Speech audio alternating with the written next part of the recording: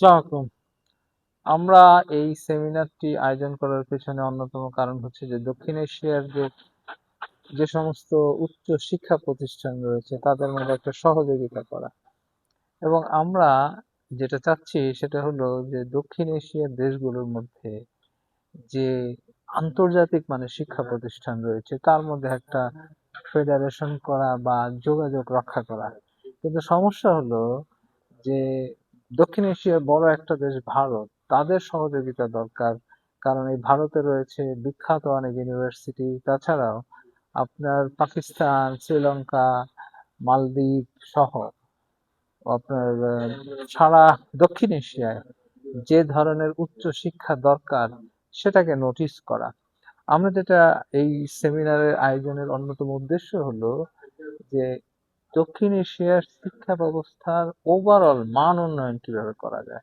এর জন্য এখানে বিভিন্ন বিশেষজ্ঞরা কথা বলেছেন। বিশেষ করে কয়েকজন এখানে বক্তব্যে যে জিনিসটা তুলে ধরেছেন সেটা হচ্ছে যে দক্ষিণ এশিয়ার শিক্ষাকে আন্তর্জাতিক মানের করতে হবে, এবং দক্ষিণ এশিয়ার যে শিক্ষার যে কারিকুলাম সেটারও সংবিধান রয়েছে। এক একটা দেশে এক এক রকমের শিক্ষা ব্যবস্থা, এর মধ্যে যদি একটা সিমিলারিটি আনা যায় তা নিয়েও অনেকে কথা বলেছেন। আমার কথা হচ্ছে যে দক্ষিণ এশিয়ার মধ্যে বাংলাদেশ কিন্তু একসময় উচ্চ শিক্ষার একটা বড় অবস্থান ছিল, বিশেষ করে ঢাকা ইউনিভার্সিটি, এটাকে প্রাচ্যের অক্সফোর্ড বলা হতো। এর মান এতই নিচে নেমে গিয়েছে সেটা বলার না।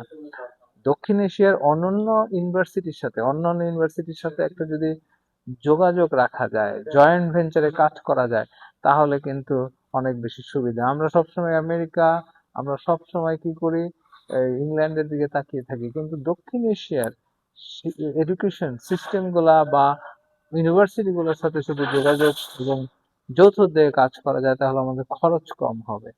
আমরা সবসময় পশ্চিমা বিশ্বের দিকে তাকিয়ে থাকি, কিন্তু দক্ষিণ এশিয়ার ইউনিভার্সিটি গুলোর মধ্যে যদি পারস্পরিক সহযোগিতা এবং একে অন্যকে যদি যে কোনো ব্যাপারে, ডিপার্টমেন্ট বলুন, কারিকুলাম বলুন, গবেষণা বলুন, পিএইচডি বলুন, একটা জিনিস আমি নিজে যেটা উপলব্ধি করছি যে পিএইচডির ক্ষেত্রে একে অন্যকে বড় ধরনের সহযোগিতা করতে পারে।